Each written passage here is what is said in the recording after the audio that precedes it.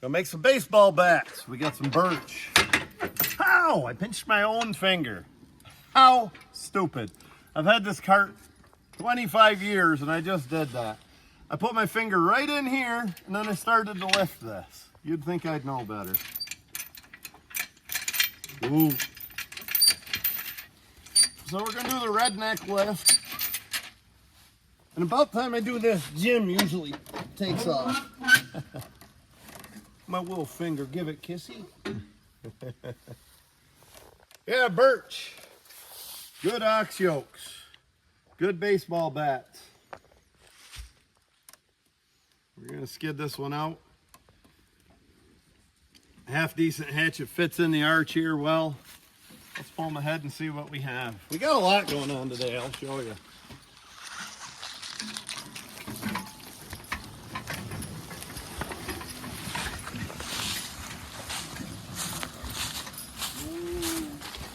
There, we got her lifted okay. We'll find a better spot, get her lifted even more.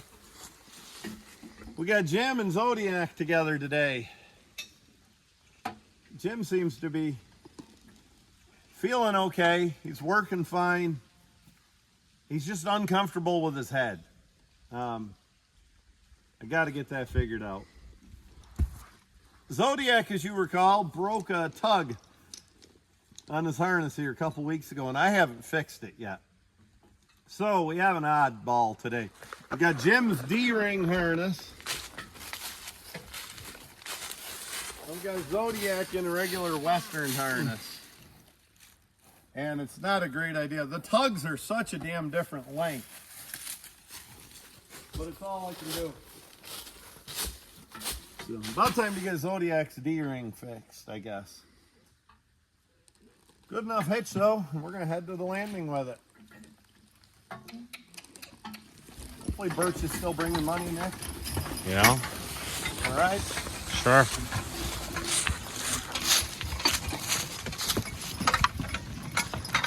Yeah, last night we got done plowing. We kind of ended the video and we walked the horses back to the barn. And Elvis was walking fine. Not just walking fine, I mean he was acting good. He's really come into his own this year. And stood there unharnessing the two horses. Just as calm as could be unharnessing them. And, you know, no issues. Nobody was acting stupid or anything, nor should they. And Elvis really started favoring his left hind leg, and I don't know what was up with that. You could tell it was bothering him. I mean, a damn fool could tell it was bothering him. And I don't know, I got a hoof knife, I dug it out, I didn't see anything, I tapped around, I didn't feel anything, didn't see any like obvious spots on his sole or anything like that. I tapped on his nails, we had them reset less than a week ago. I thought maybe he got hot nailed. I did find one nail I thought was a little sensitive. I didn't take the shoe off because I wasn't sure. I turned him outside, gave him a little butte, turned him outside, and he was pretty lame. Next morning, early this morning, I brought him in and he was 100% fine, like it never happened. I don't know, maybe he wrenched himself. A friend of mine thought maybe he had cramps. I didn't know horses got cramps. I don't know, but he was 100% fine today. But I'll tell you, I just thought he ought to have a day off, just the same. So that's why we have Jim and Odie here today.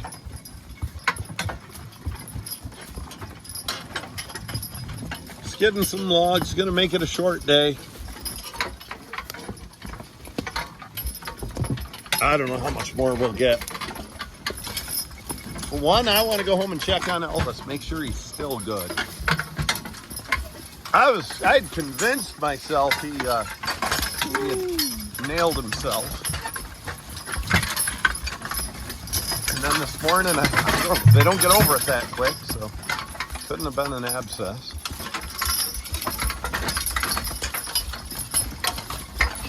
It's always something with horses. Ooh. Ooh.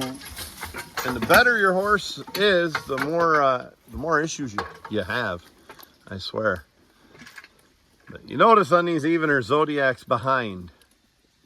And it's not so much that he's actually behind. It's his tugs are longer, and I can't hook them any shorter. And my tongue's already out as long as it will go. Because if we stand up here, you'll notice, if I get his damn head out of there, he's ahead on the neck yoke and behind on the evener. So we ought to have a matched set of harnesses. 7 foot. It's kind of standard, at least among the guys I hang with, for tugs. But you find, I don't know, a buddy of mine makes them 7.3. These are just what most people like. They're 7 feet of material. My N&A harnesses, of course, you know, they cheap out. It's 7 foot to the end of the D. Honestly, I just soon have them 6 feet 10 inches, 6 feet 8 inches, and have 2 extra heel lengths on there. That way, it's hard to hook to a lot of this old equipment with horses, and that way you could hook easier. But I don't want them, you know, I don't want them 6'10" with only 8 heel lengths. If you're gonna make them 6 feet 10 inches, I want 10 heel lengths on there.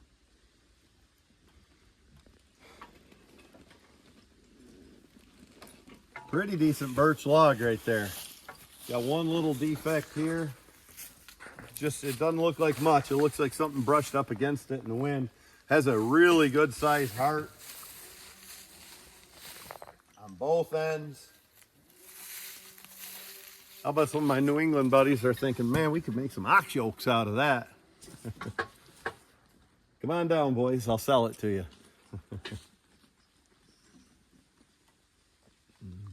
I could use some ox yokes, Nick. Even though I don't have a team of oxen. I think we're short 9.5. And I think we're short 8.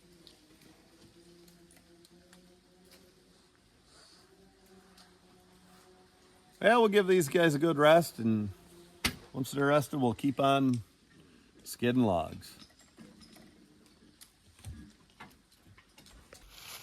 Tree identification is a hard thing to teach. We get into saying things like grayish and you know, deeper grooves in the bark and pinkish hearts, stuff like that.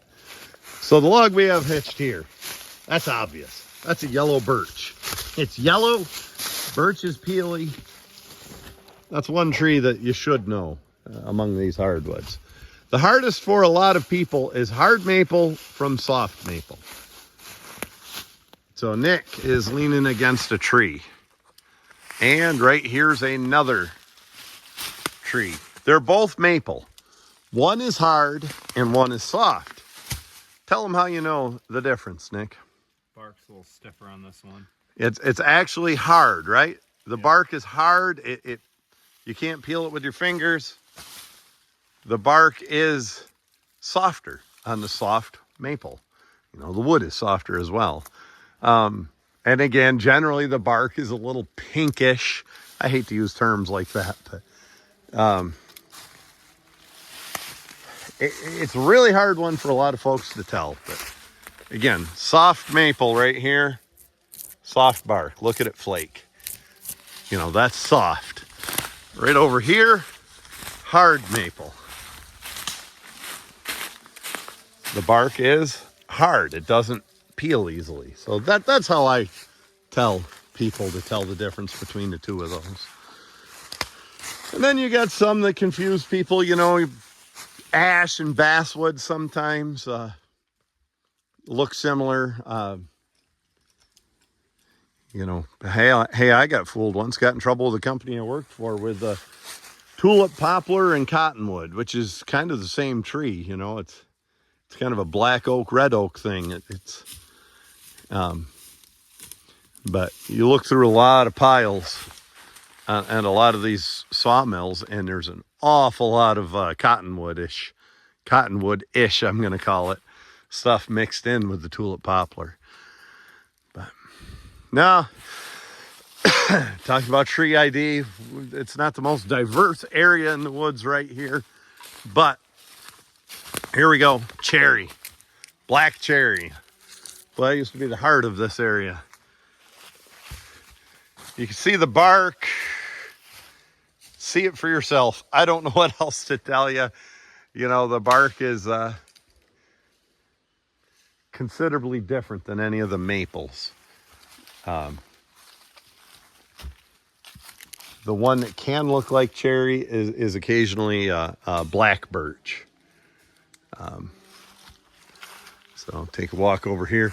This is beech, and beech can actually look like soft maple sometimes, or soft maple can look like beech.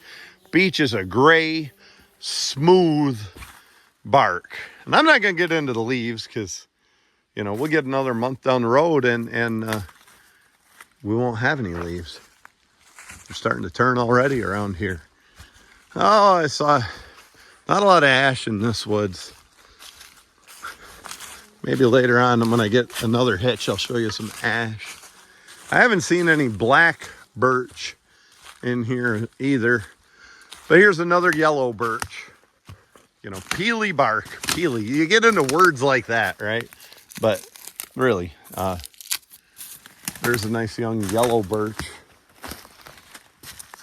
So that's what you look for. You look for that bark that peels on the yellow birch. Not a lot else interesting here to show as far as species.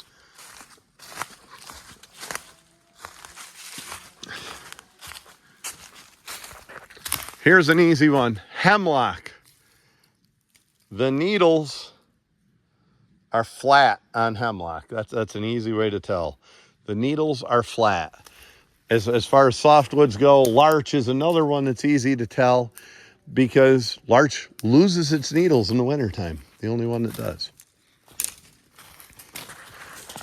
So right behind this birch, yellow birch again, there's hidden a few nice cherry in here.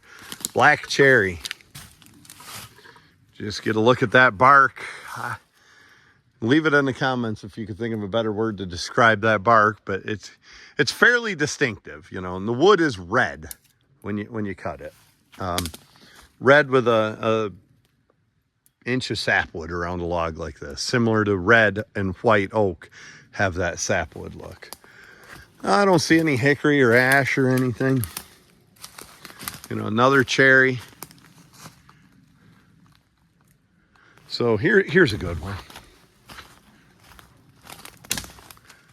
This tree, I showed you a beech just a minute ago. I'll show you beech again, then we'll go back to that tree. Right here is beech, right ahead of me. Get it up. Right here. See this smooth bark, really smooth bark. That is beech. We generally consider that a weed tree around here. Now come on back here. This is soft maple trying to look like beech. So it does look fairly similar. Soft maple takes a lot of different looks. Generally, you'll see a little more of the true soft maple pattern in some places. The whole thing doesn't look like beech. So let's look at that. See that smooth, soft maple right there? It's one of the ways it disguises itself. Right over here, next to it, 10 feet away, is another soft maple with a more typical soft maple bark. Soft maple is one of the harder ones for folks to identify.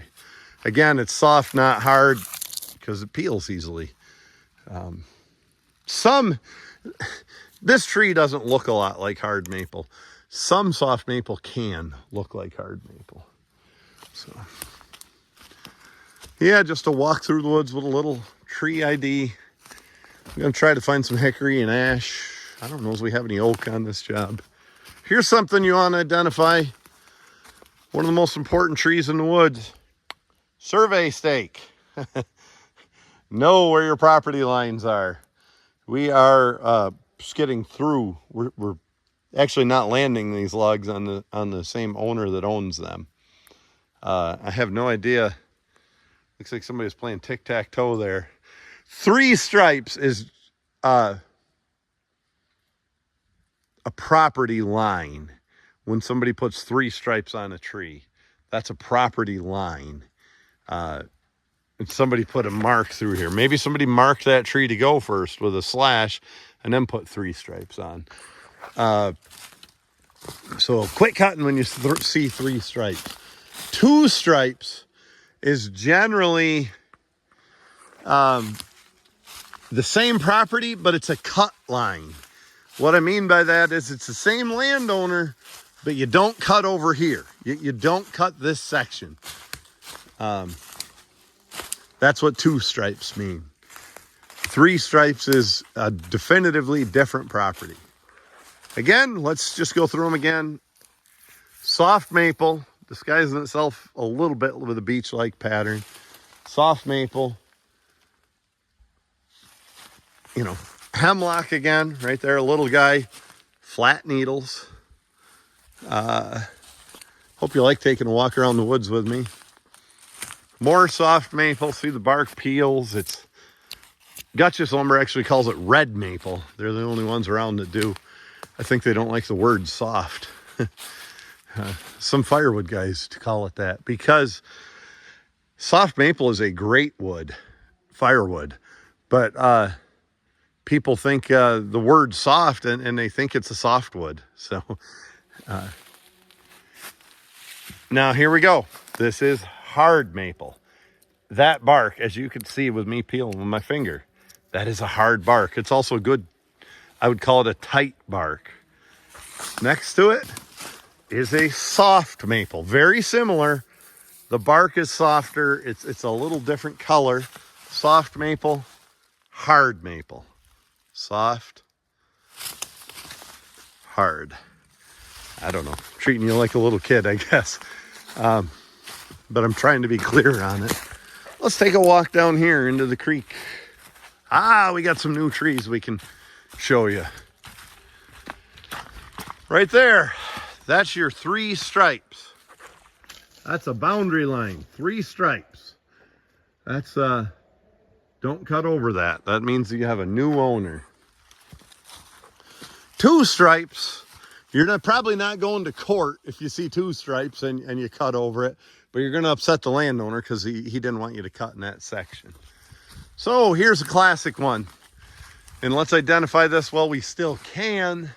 This is an ash tree. And I say we still can because the emerald ash borer is killing the ash trees. But has vertical grooves. Ash tree right there. Deep grooves. This fella, it's about its last year of having any value. It's still alive. You can see a few leaves up there. Ash is $1 a foot around here. It's worth cutting. Over here is a weed tree. Popple. Aspen. Quaking aspen, a lot of folks call it. This is one variation of the bark, or it can be very smooth type bark. Quaking aspen. It has round, I'm trying to find some of the leaves. It has round leaves that quake like this in the wind. That's why we call it quaking aspen. Poplar. Not tulip poplar, or actually popple. Popple. Popple. Not poplar. That's a completely different thing. I know we don't have any poplar on this job.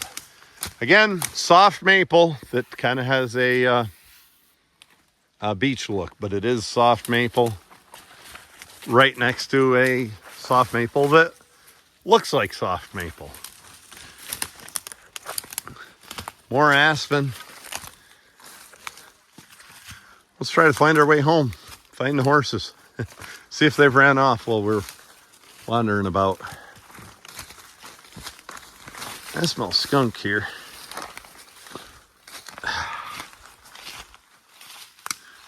That'd be a cool thing to find on camera. A skunk spray me. Birch, as you know, yellow birch. Once more, I'll show you this one over here. We'll cross the little creek here and show you this. Ash. It's white ash around here. It's green ash up north of here. This is an ash tree. The barks have vertical grooves in the ash tree. Tell you one everybody should watch for, and I don't have any on this job, I wish I did, was walnut. Walnut from butternut's another hard one for folks to tell. Birch, ash, right in front of us again. I was looking behind us when I said birch. Birch right there.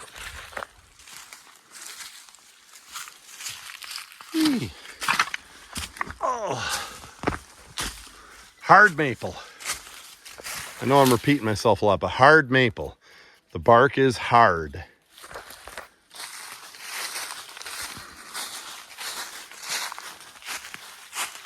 Popple, aspen popple over there.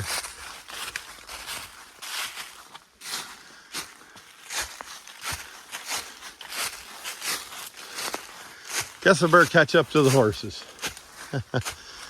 We'll tease Nick a little when we get there. Time for me to do some cardio. I shouldn't be breathing hard here, just walking around behind the camera. Here's something I'm going to do for the horses' benefit. I'm going to move this. That hits them in the feet every time. The cart rocks over it, shakes, and that's uncomfortable for them. Get that right off the path. Take you up into here. This is what happens a lot, and we have to watch it. We have to manage a wood so this doesn't happen. This is a lot of beech. It's a weed tree. It's good for firewood. Very good for firewood. Not good for much else. Beech, a fairly good sized beech.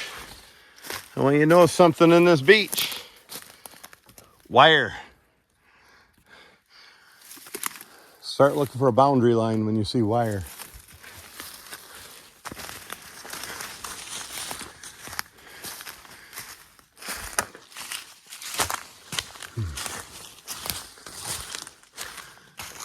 Well, that's about as diverse as we get in this particular wood lot. Whoa, good boy. They got a good lift right there. We're gonna do a little more tree ID. Then I'm gonna patch this in. Follow me, son.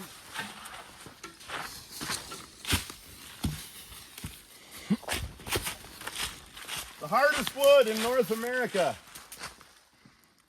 Maybe I'll leave that joke out. This is the hardest wood in North America. Look at Nick Grimm. This is hop hornbeam. I don't know why everybody knows the Latin name for that, but no other tree, but we all do. It is ironwood. Kind of a weed tree. Generally, this is as big as ironwood gets. Makes a great firewood. Really, it doesn't split that bad. It's hard, but you can hit it in the right place. It's not that bad to split, usually.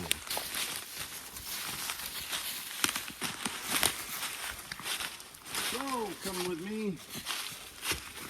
Here is an unusually, mixed in with a hemlock, again, flat needle hemlock, an unusually large ironwood. We don't get that big very often, so that one did. I have an ironwood, 2 ironwood ox yokes at home. A big 10.5 inch and a little 6 or 6.5 inch made from a tree this big. You rarely see them that big. Come on over here. First we have a fair amount of beech here, but you're into your ash trees. Look at the bark with the vertical grooves, kind of a grayish colored bark, ash tree. Ironwood, again, typical sized ironwood. Ironwood can be as a weed tree. Generally, it doesn't get big enough to really rob a lot of sunlight and nutrients from other trees. Hard maple, hard bark. Hard maple right here. Beech just across the little creek there. I had a soft maple in mind, but must be back a ways. Another ash right here.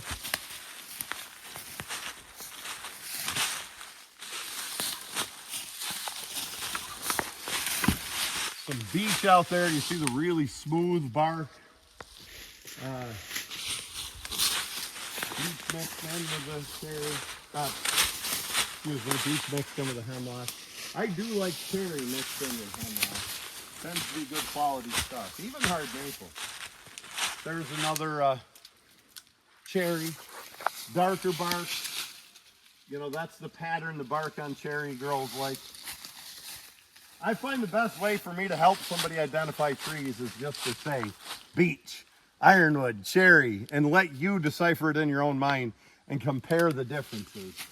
I hate using words, as I said, like grayish bark, tannish, you know, diamonds on the side of a butternut compared to walnut that doesn't have the diamond.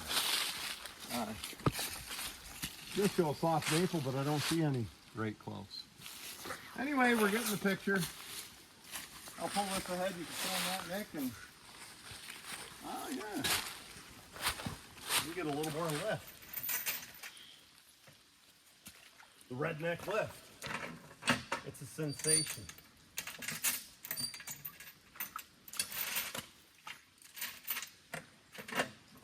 I got my white boots in the water. Not a great idea. Somebody asked what kind of boots we wear. We wear whites. We're not paid to wear them. I'd like to be. I'd love to. I think they're a great boot. I'd promote the company if they wanted to give me some free booties.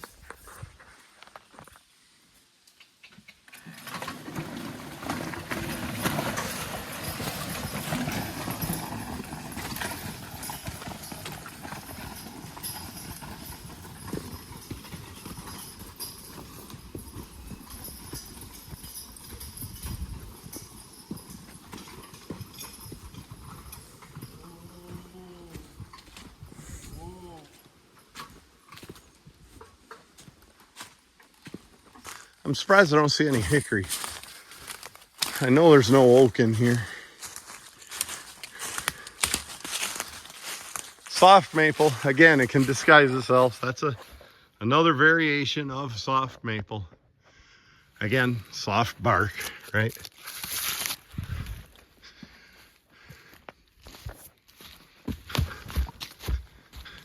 I got one up here that's interesting. I want to show. This is what's known as the North American, I don't know the native name, but in textbooks you'll find it as the North American wild man. That's a 22-year-old stallion who's just waiting to get into some kind of fun trouble, aren't you, Nick? Yep.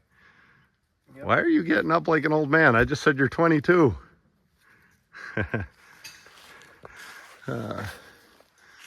So another beech tree right beside the North American wild man. And beech tree is good there because it's a bumper tree and it prevents us from our hitches. We can bump into this and we're not hurting anything. It prevents us from bumping into those nicer maples and soft maple. What do you think, Nick? Does that about cover it? I'd say so. All right. I'll tell you what makes this birch a good log while we're talking about this. Right around here, you look at the heartwood.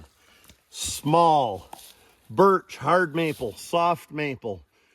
The valuable part of the wood is the white wood. And there's a lot of white wood to work with. You there, Nick? Some poor deer met his demise right here. Yeah. Can you look at those teeth and tell me how old he is? No, I Neither can't. can I. You'd think I should, but I probably ought to be learning that. 10 foot is the way this is cut. That's a good length for to sell a good quality birch log. Come around the end here, and you can see small-hearted, good 16-inch log right here. small-hearted, lots of white wood, even growth rings. That's a good log to work with. Now your top log goes down in value quickly because of core defects. Let's talk about core defects right now.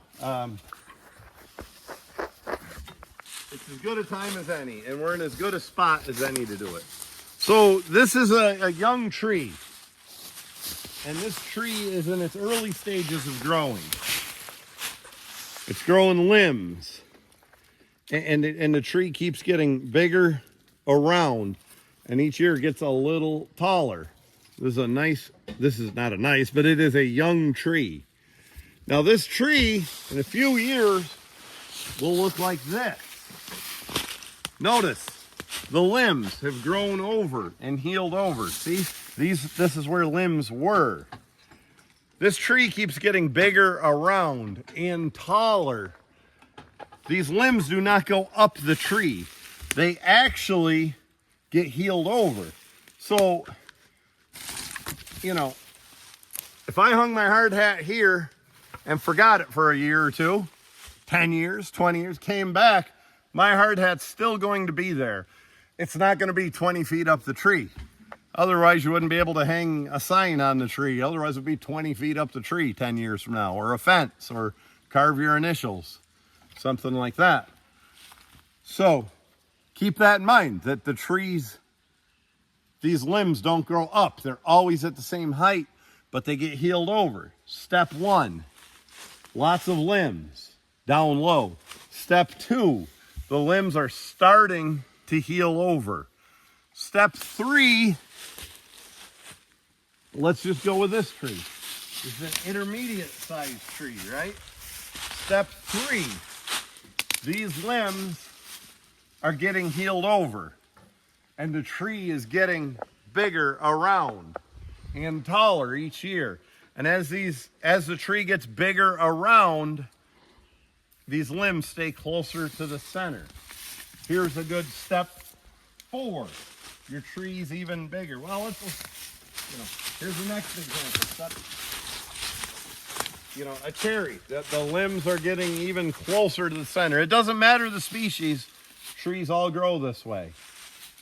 So, young tree, look at all these limbs. They're already starting to heal over. A little bit older, they're healed over, and the defects are closer to the center. Core defects. As it gets older, it looks like this. And those defects are much closer to the center.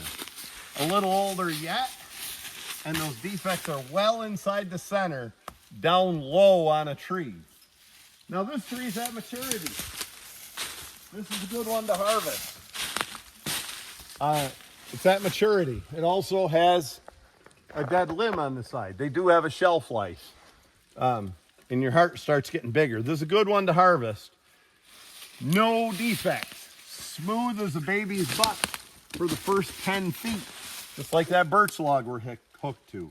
All those defects are buried inside the tree this big around. Picture this tree being right inside this tree.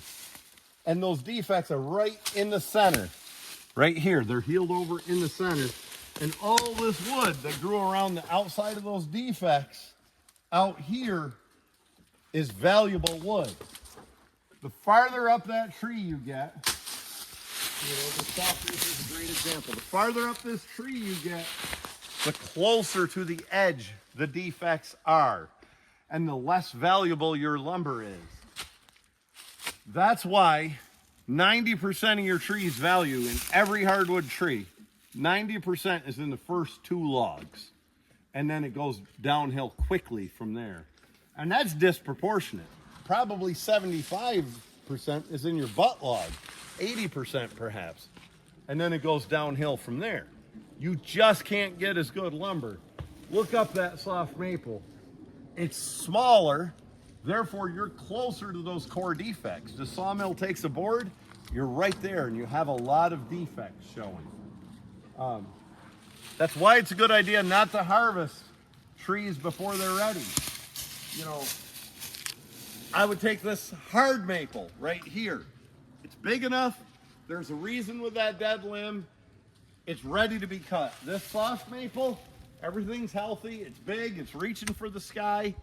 Leave this, let them core defects get a little farther away from the center. Maybe cut it in 5 years, but not today. Let some more wood grow around the outside of the core defects. So let's look at that in action. Butt log, smooth, no defects, clean. All the way up through here, nice clean butt log. I think this butt log should be worth $80. I don't know, that's a wild guess. This second log might be worth 20 bucks. And the reason is it's farther up the tree. Birch are not a tall growing tree often. You have these defects, they're right on the outside. One pass with the sawmill and you're into these defects. 3 passes with the sawmill before you hit those defects on this. Now look, here's your defects. They're there already. And if this tree was bigger, you'd have a lot more wood out here before you got to those defects. So that's what core defects are. Let me summarize again. You know, your sapling tree, it grows around, not tall. Sapling tree, a lot of limbs. As it grows, the limbs heal over. It tends to get smoother. Smoother yet as it grows. Smoother yet as it grows, and the defects are in the center. And then when it reaches maturity, the defects are very well in the center, and just like that birch log, you have a lot of good usable wood around it. So core defects are a big deal within hardwood. When to harvest hardwood, why certain logs bring more money than others depending on where they came from in the tree, and grading lumber and running it through a sawmill. I think anybody should understand core defects before they ever start a chainsaw.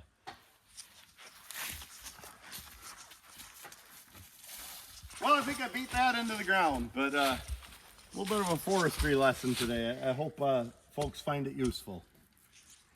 Give me some feedback in the comments and some advice there. And look back also. One of my early videos, and I find it to be one of my most important videos up here. One of my most important videos, early videos, I was in front of a dry erase board talking about core defects, and I explained it fairly clearly there. And it wasn't very popular. I don't even think it got 1,000 views, but it's important, even if it wasn't exciting. You know, there's no team of horses making a heavy pull. There's no tree crashing to the ground when I run a chainsaw. There's no 2 people competing for first place at a horse pull. It's just me in front of a whiteboard. But by God, it's important if you're going to cut timber to understand that. So, I very much appreciate the time, folks. Thank you. Keeping the core defects in mind. Lee Bull. I logged across the road from his family's house. I hope you're watching Steve and Sandy and Jarrett. Lee Bull taught me a long time ago, back in the mid-90s. It's hard to go wrong cutting a 10-foot butt log in hardwood, and that's true. There's anomalies to everything. You know, every now and again you got to cut an 8, or maybe you need to cut a 12 or 14 because you have a limb up there. But it's hard to go wrong cutting a 10-footer. And the one reason is you keep your scale up pretty decent. You keep your grade up real well too. You just start, if we would have cut this birch 12, so you're looking at the first log and the second log, if we would have cut it up in there, we're starting to get into the core defects. Cut it at 14, you're really into the core defects. So 10, you keep them core defects down to the bottom. As I said, 90% of your values in the first 2 logs, and I never saw the numbers, but I'd venture to say 75 to 80s in the first log, especially on birch. Veneer markets, when you're talking about veneer, which is your highest grade log, followed by rotary, veneer markets are almost exclusively a 10-foot market. 90% 10 footers, maybe 8% 9 footers, and then possibly the really perfect odd 8 footer and the 12s and a few of those.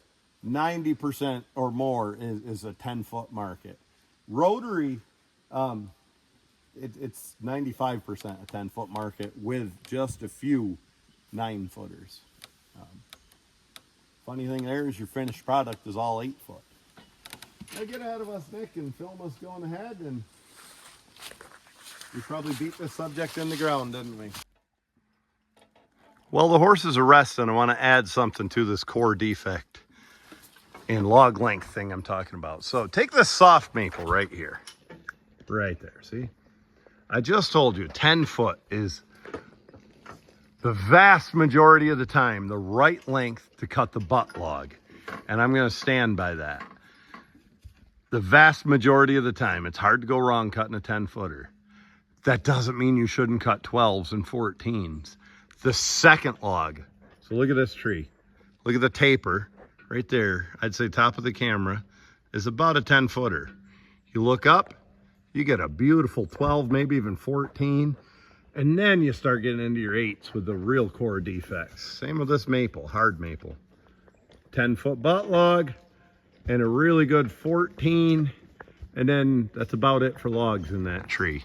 So your second log, especially when you're talking about oak, sometimes cherry, definitely ash, hickory, your second log is a good one to cut long.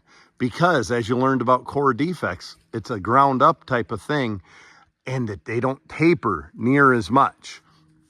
What I mean by that, your butt log might be 17 inches.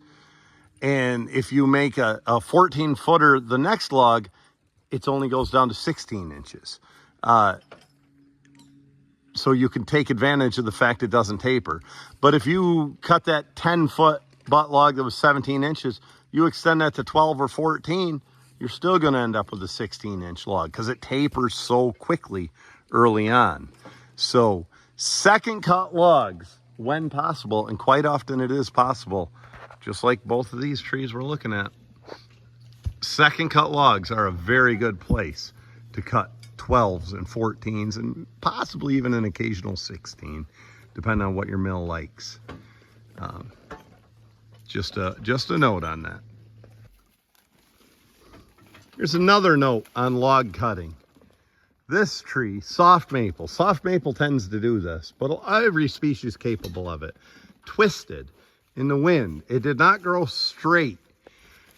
That's why often a 10 footer is a good log. Sometimes an 8 footer is even better, because with that twist, it keeps all the twist on the same face of the lumber. The worst way to cut this twisted tree right here would be to go up there and make a 14 or a 16, and that twist goes almost all the way around, you know, like a candy cane stripe. But if you cut it into shorter lengths, it keeps it on one face of the lumber. Most of the time, 10 foot will do that. If it's extreme like this, you might need a 14 footer to do that. Yeah, I just passed some cherries that were an awful good example of cutting a 14 foot second log and a 10 foot butt log. But again, that falls right into what I said with the core defects and with the 10 foot butt log. It's hard to go wrong because a 10 footer will tend to keep the twist all on one face of the lumber. 8 footer can be even better if the twist is extreme. I guess.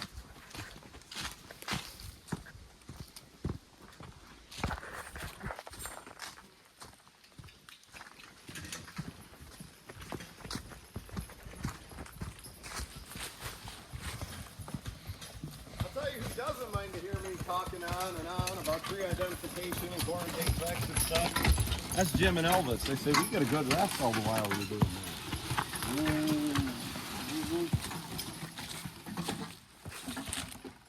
that. Up on, Nick.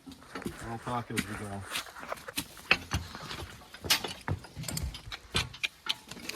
Core defects is an important subject in hardwood logs and forestry and deciding which trees to cut. It's not the only thing. Sometimes you have to it's also a very important thing into cutting logs into lengths, tree lengths into logs rather. But you factor a lot of things such as sunlight, how thick it is, how mature the trees are, the species, what your landowner's goals are. Some landowners want to leave all the hickory so the animals can eat the nuts. Some landowners want to cut all the walnut. It's worth a lot of money. Also, I've seen people cut walnut because they hate walnuts falling on the ground and trying to clean them up. You know, there's a lot of moving parts. Core defects might be one of the bigger moving parts, but it's not the only one. To me, sunlight, location, size of your trees, which again, that plays into core defects, but those are all big factors. The least of which, I mean, it has to be harvestable. The best tree in the world doesn't do you much good if you can't get to it. But the least of which should be ease. Drives me bananas when a logger, and horse loggers are more guilty of it than anybody else, when loggers go into a woods and cut the easy stuff, you know, close to the road, flat stuff, and leave the steep stuff. The only good thing I say about that is we got a lot of good timber. We just got to work for it a little harder. But, you know, that shouldn't factor in. I'll tell you another piece of advice my dad often said. Don't worry about markets. Markets will come and go. Cherry will go up and down. And it's here to stay down now, by God. But maple will go up and down, soft maple, whatever. Markets go up and down. Cut your woods for what the woods need, not what's hot on the market. Don't go mark a bunch of young hard maple just because hard maple's hot on the market right now. That's not ready to be cut. It's not mature enough, you know. Again, core defects at work. They're telling you not to do that. In the long run, it'll pay you off better to manage your woods the right way than it will to cut something for it being hot on the market. I just passed an ash tree and it reminded me of another factor in marking woods. Sometimes you just got to mark trees that aren't ready to be cut, or you don't want to open that area up or whatever, because they're going to die. Maybe you got a gypsy moth problem or the lantern fly, or most all of us are dealing with the emerald ash borer. And the trees are going to die, so a lot of us are marking trees that normally wouldn't in an effort to get some value out of those ash trees while it's still there. Anything you want to add to that, Nick? I can't think of anything. You want to add some lunch on top of that? Sure. Okay, folks, thanks for playing along. I really appreciate my audience, and give me some feedback on this if you would. Thank you.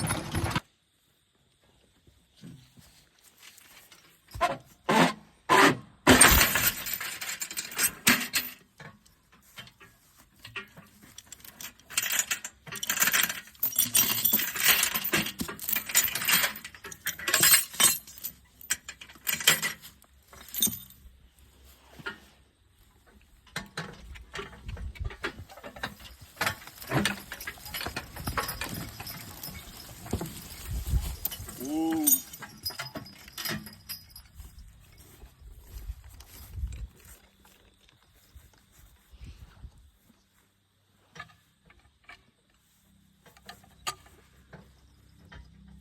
Probably got a truckload here.